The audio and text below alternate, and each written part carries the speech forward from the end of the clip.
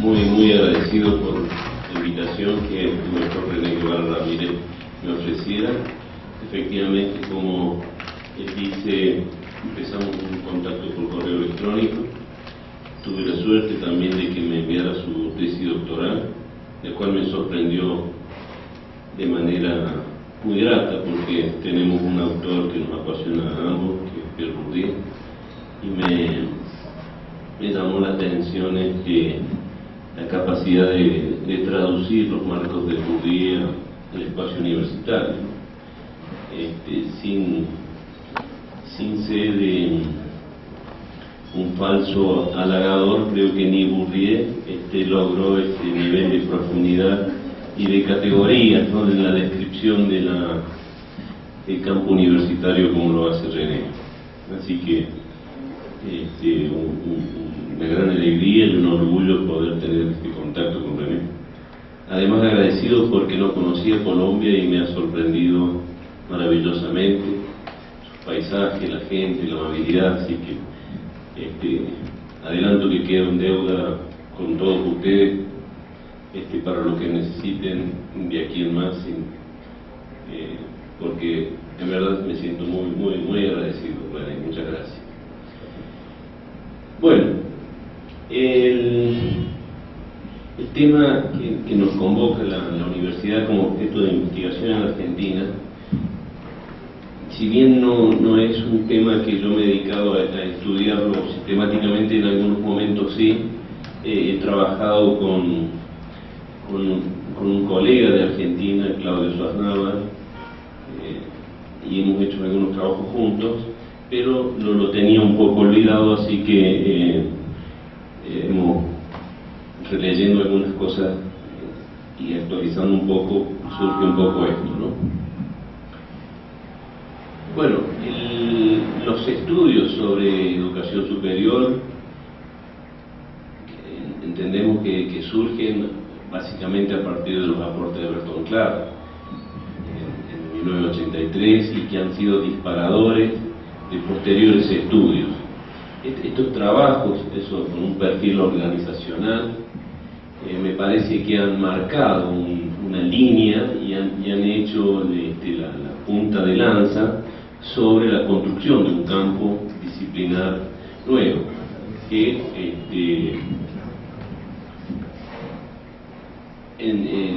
por lo que uno va viendo actualmente,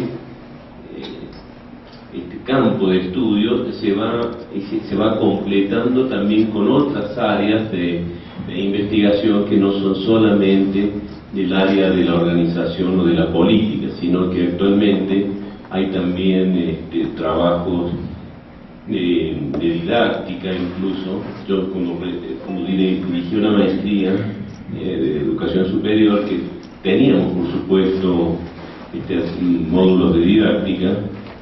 Recuerdo que luchaba con los profesores para que no me trajeran las didácticas del nivel medio, sino que trataran de hacer un esfuerzo por buscar didácticas especiales del nivel superior. Y hoy en día llama la atención la producción que hay de didácticas especiales, sobre todo sobre el nivel superior.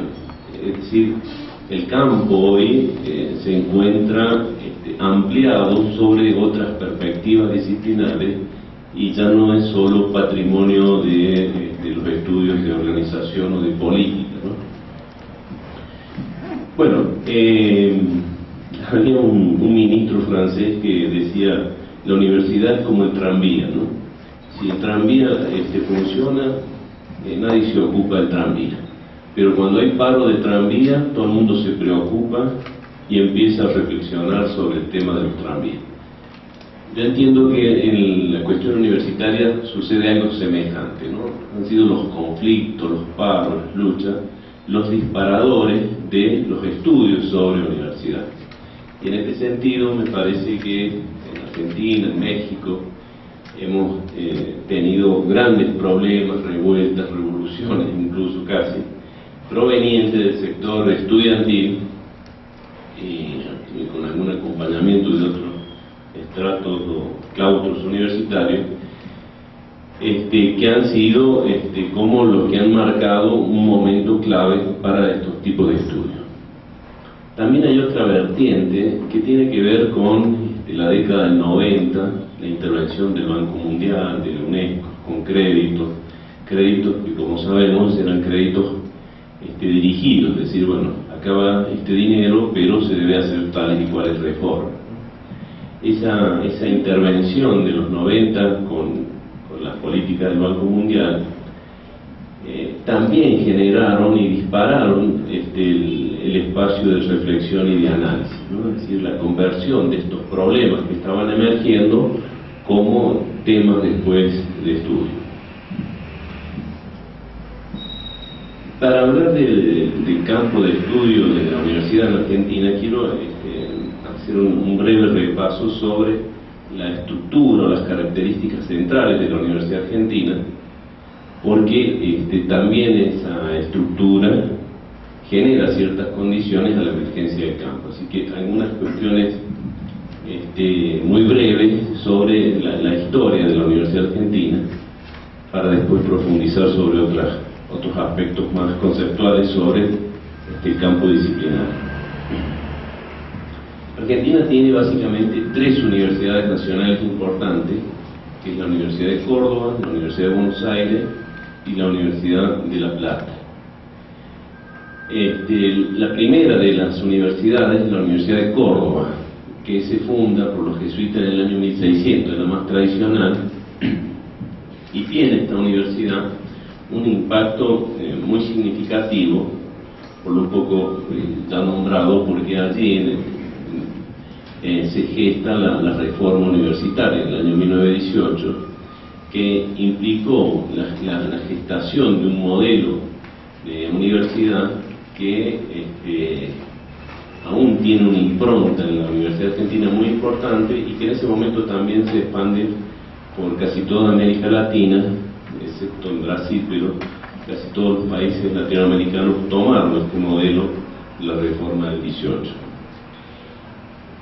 En Córdoba también sucede una situación socialmente muy impactante, que fue en el año 1971, que fue una revuelta social promovida por los estudiantes y por ciertos sectores obreros. Una época en donde los grupos socialistas tenían un gran desarrollo y tenían un gobierno militar, y se gestó una resistencia incluso armada de tal intensidad que los estudiantes y los obreros estuvieron prácticamente a punto de tomar la casa de gobierno y hacerse cargo del gobierno del Estado de Córdoba. Esto implicó incluso grandes transformaciones a nivel político en el país, pero ha quedado, por supuesto, esta impronta de los estudiantes cordobeses como un actor fundamental de la política universitaria en Argentina.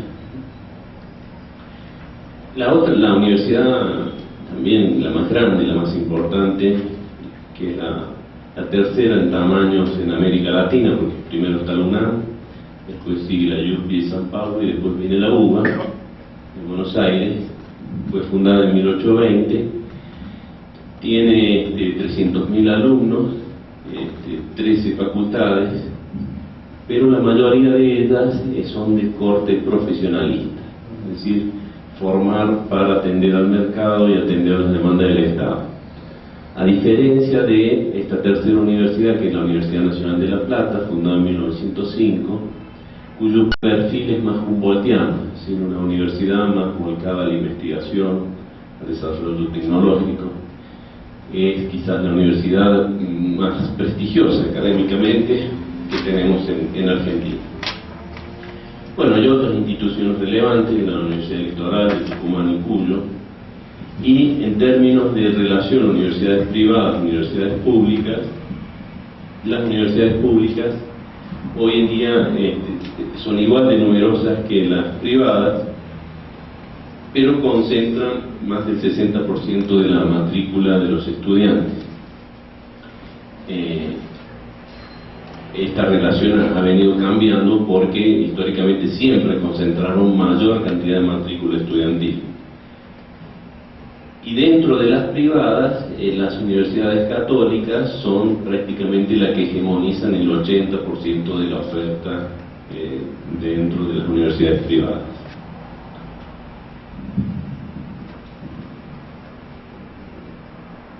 Hay un proceso importante que por supuesto tiene incidencia sobre la emergencia del campo de estudio, que tiene que ver con el proceso de expansión de las universidades. Si uno analiza incluso en América Latina, durante la época colonial solamente existían 33 universidades, y de la época de los procesos de independencia, que van alrededor de 1810 en casi todos los países, hasta 1955 se fundan 55 universidades más. Pero desde el año 55 al 75, es decir, los años de posguerra, y en este rango de 20 años, se crean en América Latina 400 universidades. Es decir, hay un proceso de creación muy importante. Y ya en este proceso de expansión podemos ver una tendencia que es que prevalecen las universidades públicas, aunque las privadas también van acompañando este proceso, ¿no? Es decir, de las 400 universidades, el 40% son privadas y el 60% son públicas. Ahora, es mucho mayor el impacto cuando uno analiza la cantidad de alumnos que había antes del 55 y después, ¿no? Por ejemplo, en el año 1950, en América Latina, existían 279.000 estudiantes, lo que hoy, por ejemplo, tiene una universidad grande, ¿no? 35 años después, tenemos 6.419.000 estudiantes. Es decir, ha habido una fuerte demanda por parte de los estudiantes y de masificación del sistema de educación superior verdaderamente impactante, y que aún continúa, quizás no con este ritmo diríamos, no sé si aritmético es la palabra correcta, pero tan intenso, ¿no? Pero el proceso de expansión continúa. En Argentina, concretamente, podemos distinguir 3 etapas de expansión. La del 55 al 70, que recién veíamos que se da en toda América Latina, se pasa de 7 universidades a 30 universidades. Esta expansión es básicamente de carácter privado y de universidades católicas. Hay un periodo de 3 años, del 71 al 74, que se pasa de 30 a 47 instituciones, y es un proceso de expansión de creación de universidades públicas que además se crean en distintos lugares del país. Un tercer proceso, el último, que va de la década del 90 a la actualidad, que de 47 universidades se pasa a 93 universidades. Este último proceso es de carácter mixto, es decir, tanto pública como privada. Y es una etapa fuertemente politizada esta expansión, porque es la época neoliberal en donde en Argentina gobierna el peronismo, pero una rama que quizás ustedes han escuchado nombrar, al presidente Menem, neoliberal por supuesto. Y esta expansión está muy politizada en el sentido de que se usaba como moneda de cambio en el Parlamento la creación de universidades. Entonces, gran parte de estas universidades se crean en lo que se denomina el conurbano bonaerense, es decir, en una región periférica a la capital federal, porque el conurbano bonaerense tenía un líder político que era incluso el vicepresidente de Menem, el señor Dualde, y que muchas veces negociaban los apoyos en el Congreso con esto, ¿no? Y Duarte tenía la presión de los intendentes de estas regiones por tener sus propias universidades. Así que no fue, digamos, una expansión racional que respondía a las necesidades académicas, sino más bien una necesidades quizás políticas, ¿no? Bueno, hoy tenemos entonces un panorama que nos da de 47 universidades públicas nacionales, 46 universidades privadas, 7 universidades, institutos estatales. Los institutos son básicamente tecnicaturas o profesorados, ¿no? Es la formación de profesores para la enseñanza media.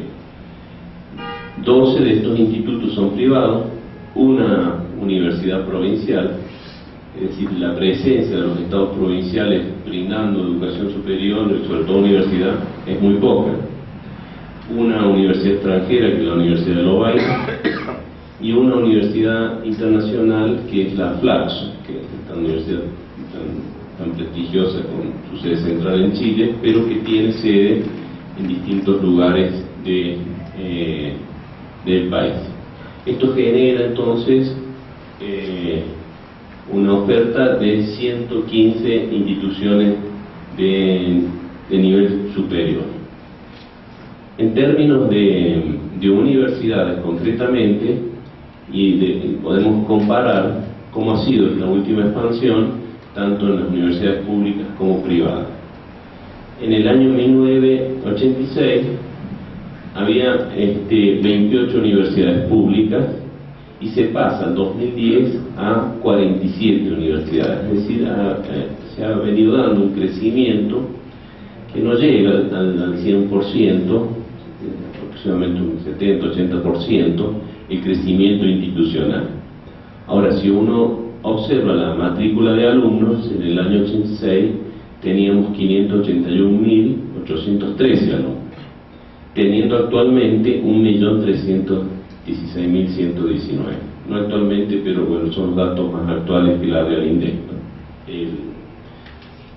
Los censos de universidad. Es decir, la matrícula estudiantil se ha multiplicado más del 100%, 110 o 120%, mientras que el crecimiento institucional no llega al 100%, es decir, no ha habido un acompañamiento institucional al crecimiento de los estudiantes. Ahora, esto mismo, si uno analiza las instituciones privadas, vemos que sí, de 23 universidades privadas se pasa a 46, o sea, efectivamente un 100%, y la matrícula universitaria va de 85.000 a 356.000, es decir, casi un 400%. Aquí hay un dato alarmante en el sentido de que es mucho mayor aún el no acompañamiento de las instituciones privadas, pero sí la atención de muchos estudiantes. En gran parte esto se debe a que a partir de una ley que se iba a hacer mención del año 1995, se crea un organismo de evaluación que se llama la CONEAU, que evalúa carreras de grado y posgrado, pero también evalúa la creación de nuevas propuestas de creación de universidades. Y desde que está este organismo, prácticamente se ha frenado la habilitación para crear universidades privadas, tanto que entienden que no cumplen ciertos parámetros para brindar su servicio. Muchos ven esto como algo positivo, en el sentido que le ha puesto cierto límite y cierta garantía a la calidad de las universidades privadas, pero cuando uno ve este dato de que igual siguen captando más alumnos, las existentes, uno puede plantear que se está tendiendo a monopolizar el servicio privado en manos de pocas universidades. Bueno, ¿cómo impacta esta breve referencia histórica, esta estructura que les he ido mostrando sobre los estudios y la conformación de un campo de estudio dedicado a la universidad y a la educación superior?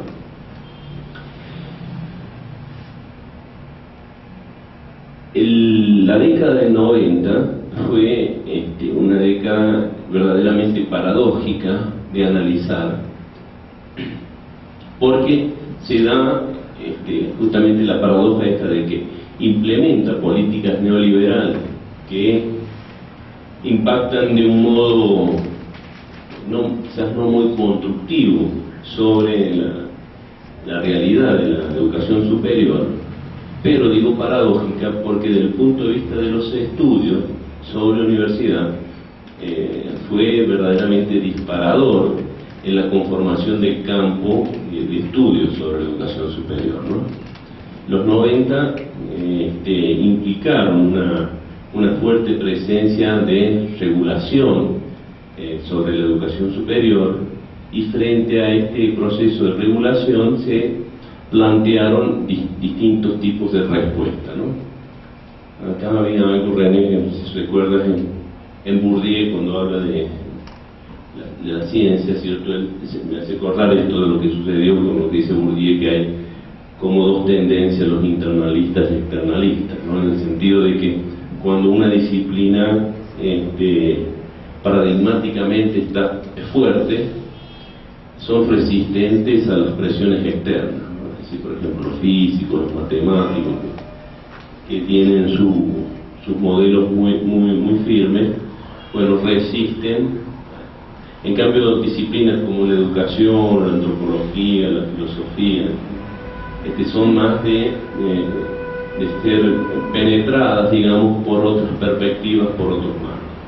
Desde el punto de vista institucional, la década del 90 sucede algo semejante. Las instituciones como la UBA, que son instituciones fuertes, generaron una resistencia a la década del 90, resistencia que incluso se da en el marco legal, porque ellos se resistieron a adoptar sus estatutos a la nueva ley de educación superior del año 1995. Y esta resistencia, este planteo jurídico, por supuesto que tenía la autonomía, que es un valor consagrado en la Constitución, ganan en el plano de la justicia esta presión por renovar sus estatutos para adaptarse a la ley. Sin embargo, las otras instituciones sí se fueron adaptando al marco que la ley les fue planteando. Con los años, la Universidad de Buenos Aires vio que no fue conveniente para ella quedar al margen de esta reforma de la ley, y sin reformar, por ejemplo, su estatuto. Sin embargo, fue adoptando todas las cuestiones que la ley ha ido planteando respecto a la universidad, ¿cierto? ¿Por qué? Porque una de las estrategias, digamos, de la reforma de los 90 referida a la universidad es decir, bueno, la autonomía se la respetamos, pero nosotros empezamos a direccionar los financiamientos.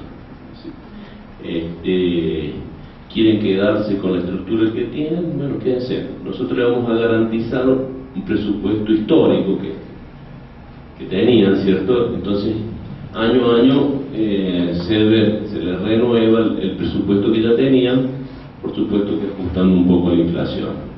Pero lo que ha ido haciendo el Ministerio desde los años 90, incluso actualmente continúan en política de financiamiento, es crear fondos especiales para programas.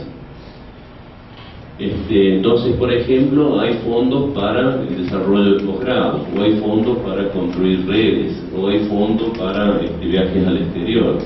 Entonces, todos esos fondos la UBA los fue perdiendo, ¿no? Y por entonces quedar atrasado con estas políticas es que, bueno, ha ido cediendo a esta primera resistencia inicial. Bueno, otra de las consecuencias en el campo académico de la década del 90 ha sido la fragmentación de, por ejemplo, los cuerpos de profesores. En los 90 se implementó lo que se dio a conocer el incentivo a la investigación. El incentivo a la investigación generó, me hace acordar lo que decía el profesor recién, ¿no? Una verdadera distorsión sobre la carrera académica, porque aquellas personas que investigaban recibían un plus salarial bastante significativo. En esos momentos estos plus salariales podrían llegar a representar por lo menos un 50% del salario habitual que se recibía. Entonces, por supuesto que la gente se dedicó a investigar más que a preocuparse por la docencia, ¿no? Y estos incentivos a la investigación que suponían evaluaciones individuales fue también generando confrontaciones internas, en el sentido de que había muchos profesores que no se adherían a los planes de incentivo y cierta lucha en el sentido de que quienes se adherían eran después acusados de liberales. Entonces se armó una atomización en el cuerpo académico bastante marcada. Esto mismo también, no por esta razón, sino por otras de carácter más político, sucede en el campo gremial, porque la década del 90, como les mencionaba, fue impulsada por un gobierno peronista, que tiene su raíz de adhesión en los trabajadores. Paradójicamente, el neoliberalismo es impulsado por un gobierno populista. Entonces, tienen gran parte de adhesión de los cuerpos gremiales, pero otro sector gremial se empiezan a confrontar, se empieza a fragmentar la representación gremial de los docentes, y hoy en día continúa este nivel de fragmentación, ¿no? Lo que lleva a que la defensa de los derechos de los trabajadores docentes no tiene mucha fuerza.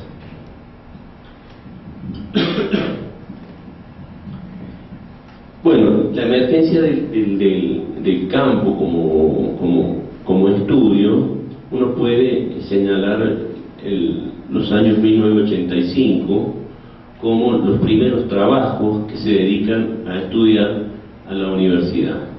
Acá cabe mencionar dos autores que son los primeros, Daniel Cannon y Pérez Lindo.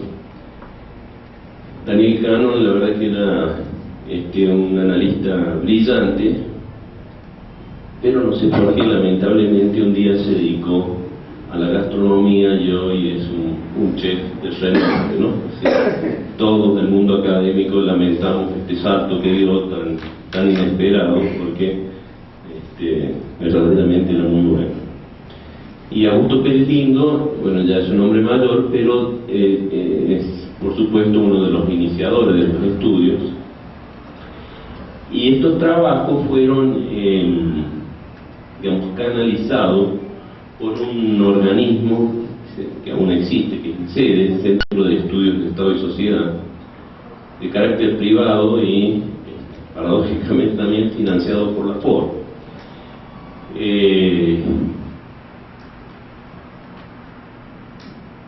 Las sedes entonces empiezan a promover grupos de investigación, proyectos de investigación dedicados a los estudios de universidad, pero tienen este perfil, como dije recién, ¿cierto?, dentro y desde la mirada de las ciencias sociales, de la política, de la organización. No obstante, van fundando las bases para la emergencia de este campo de estudio. Y por supuesto que, acá lo que decía en un principio yo, las políticas que la Agenda del 90 le impone al sector se convierten después en temas de análisis. Si, por ejemplo, la Ley de Educación Superior, que se creó en el 95, constituyó y sigue siendo un tema de producción académica muy importante. Los cambios de mecanismo de financiación que se impusieron desde esta década empiezan a ser también temas de estudios sobre la educación superior, la problemática de la autonomía también. Es decir, la agenda del campo fue como construida también por la agenda política.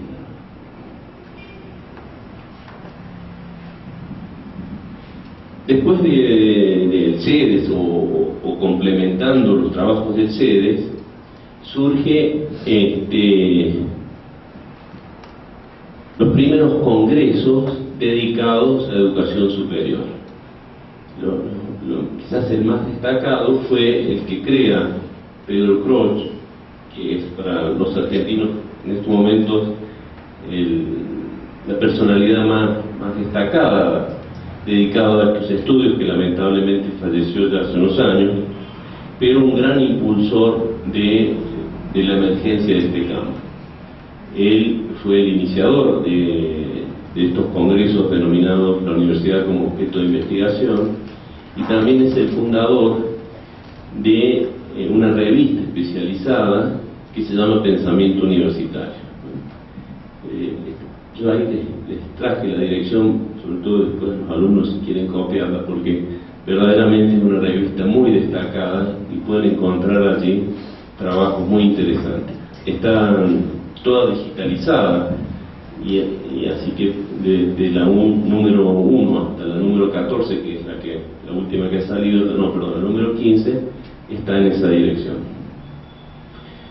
Bueno, los estudios entonces, o los encuentros sobre educación superior, también al principio van acompañando la agenda de la reforma de los 90. El impacto que tienen entonces los congresos, las revistas, las publicaciones, los libros, marca, por ejemplo, este trabajo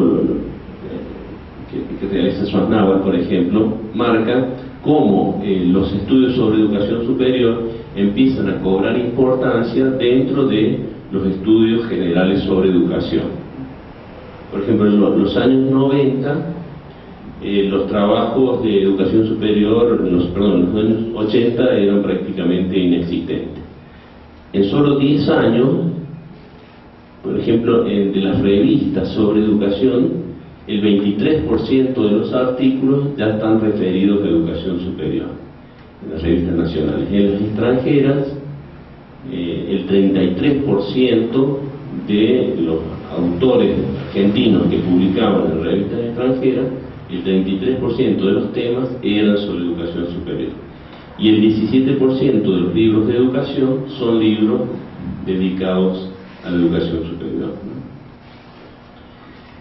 Razones de la emergencia de este campo académico y científico. Bueno, nuevamente el tema de la conflictividad que los años 90 impactaron sobre la educación, ¿no? Y como decía recién, son estos temas de agenda, la evaluación, la emergencia de los posgrados, los mecanismos de financiamiento, los incentivos, los que van impulsando qué temas se van a ir estudiando. Hay otra cuestión muy importante, que es la ley del año 1995, el 24.124, que es la ley de educación superior que surge en ese momento y que aún hoy tiene impacto. Esta ley tiene varias cuestiones, pero hay dos que son de relevancia, ¿no? Una es la creación de la CONEAU, que es un organismo de evaluación a las instituciones, en donde se deben evaluar todas las carreras de posgrado, las carreras de grado y las nuevas creaciones de instituciones. Y otra cuestión que planteó la ley y que genera un impacto importante es que va a señalar que para ser profesor responsable a cargo de las materias se debe tener título de posgrado. Es decir, ya no alcanza a ser licenciado o profesor para estar a cargo de un curso. Este artículo va a impactar de una manera muy fuerte sobre la creación de carreras nuevas de posgrado, ¿no? Si uno compara, por ejemplo, Argentina con Brasil, Brasil llevaba un gran desarrollo de posgrado, mientras que Argentina se había quedado estancado en ese sentido, ¿no?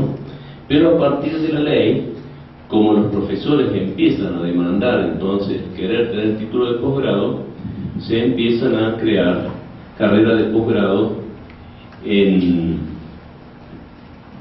todas las áreas del conocimiento, en donde por supuesto en el área de educación también. y se crean allí importantes carreras que están vinculadas a la educación superior, ¿no? Entonces la emergencia y la oferta de carreras de posgrado va a ser un impacto muy importante en los estudios, porque en una de las cláusulas, por ejemplo, cuando se evalúa el posgrado, es, por ejemplo, la cuestión de los vínculos con los proyectos de investigación. Entonces, los posgrados tienden a fomentar y a crear grupos de investigación conectados a esa temática. Si a esto le vinculamos la cuestión de los incentivos a la investigación, también vemos una fortaleza en la publicación sobre temas específicos sobre educación superior. Es decir, que hay una convergencia de razones jurídicas, académicas, y también, quiero decirlo, de una lógica mercantil, paradójica, pero que así es, ¿no?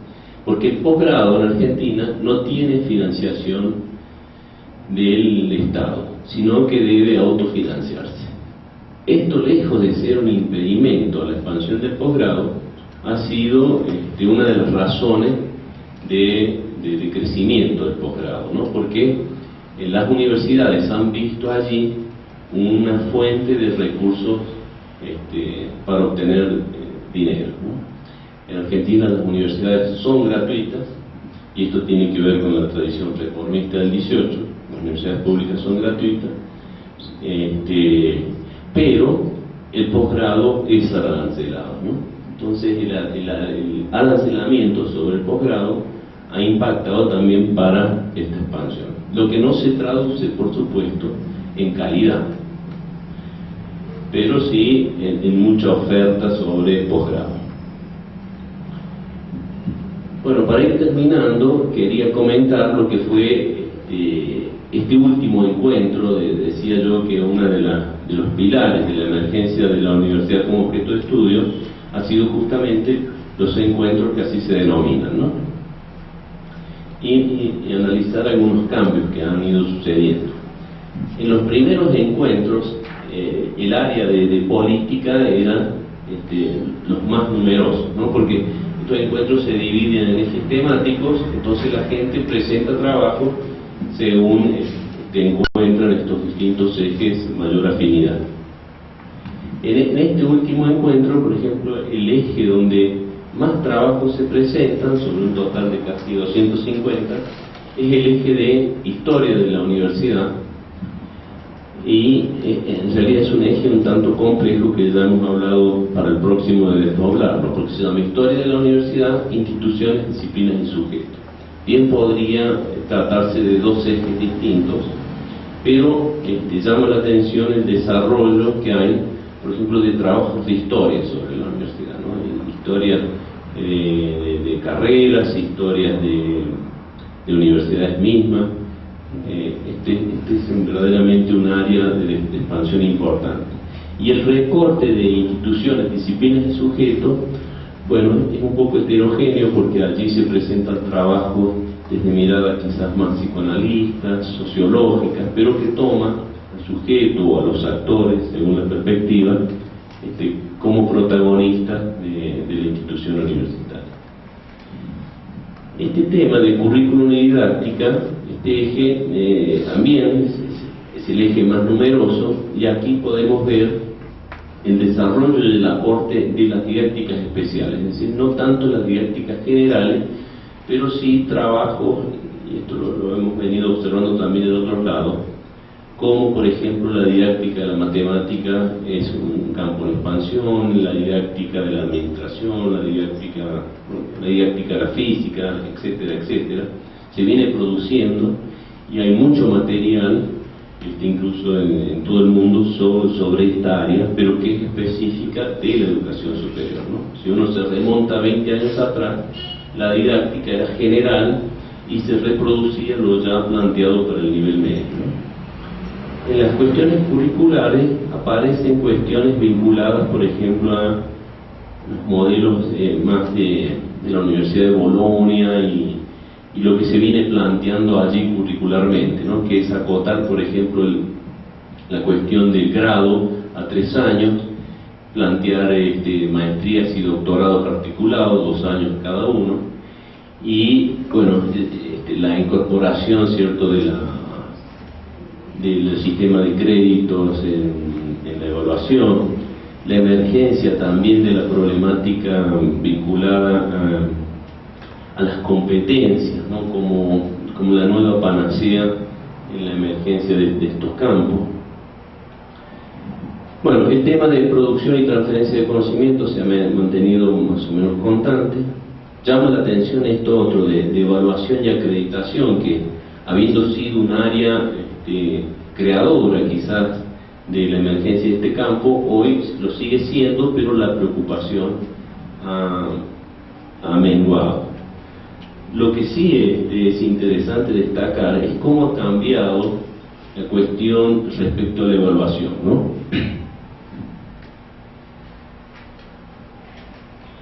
En el sentido de que la evaluación es un instrumento, pero muy pegado a cuestiones políticas, ¿cierto? Es decir, cuando surge la evaluación y la acreditación de las instituciones en Argentina, el modelo neoliberal que le impulsa, acompaña a estos procesos evaluativos, bueno, la sanción o la no habilitación para brindar las carreras, ¿cierto? Si la evaluación salía mal, se daba un plazo de 2 años para reformar, y si no se reformaba, no se habilitaba a seguir ofreciendo estas carreras. Actualmente, digamos, sin que el gobierno actual sea una maravilla, plantea mecanismos de compensación, en el sentido que al que le va mal en la evaluación puede acceder, por ejemplo, a créditos para el mejoramiento. Entonces, de haber existido una cultura de gran resistencia a los procesos de evaluación, hoy la comunidad universitaria quiere evaluarse para conseguir fondos para la evaluación. Por lo menos se ha perdido el temor a que la evaluación no te dé buenos resultados, y hasta incluso algunos dicen, bueno, si nos sale mal, mejor porque vamos a obtener plata, ¿no? Bueno, otra área nueva es las nuevas tecnologías de la enseñanza. Esto es también un área de emergencia novedosa, pero que viene haciendo, por lo menos esto yo lo veo no solamente en nuestros congresos, sino en los planes de tesis que se están trabajando. Hay una gran preocupación por esto de la enseñanza virtual, la enseñanza por medio de plataformas, el uso de nuevas tecnologías, y creo que se va a vincular o se va a lograr, digamos, una articulación entre las nuevas tecnologías también con una nueva vuelta de tuerca en las cuestiones didácticas, en el sentido de que porque las tecnologías están marcando como una lógica de aprendizaje que tarde o temprano me parece que se va a traducir en una lógica de la enseñanza también, ¿cierto? Hay aquí un problema también generacional, que nosotros los más grandes nos cuesta un poco manejar los códigos de las nuevas tecnologías, pero la gente más joven, por ejemplo los que tienen ya 30 a 40 años, manejan perfectamente esto y están haciendo verdaderos aportes interesantes.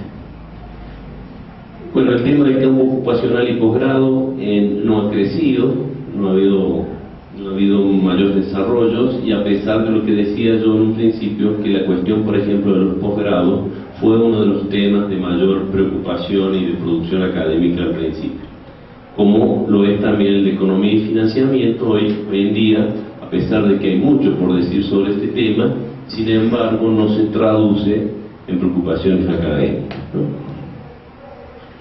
Bueno, algo parecido sucede con el área de política y gobierno, que se mantiene constante, ¿no? Porque si bien hay producción en esta área, en 15% los trabajos están en esta área, no ha sido como lo era en un principio, ¿no? Los temas, por supuesto, de autonomía, de de gobierno, de los movimientos estudiantiles, son los temas que más se trabaja aquí y que, bueno, sigue siendo una preocupación, pero no es ya quizás la que más aporta o la que más preocupa el campo de emergencia de la educación superior. Bueno, con esto he terminado y agradezco su atención. Muchas gracias.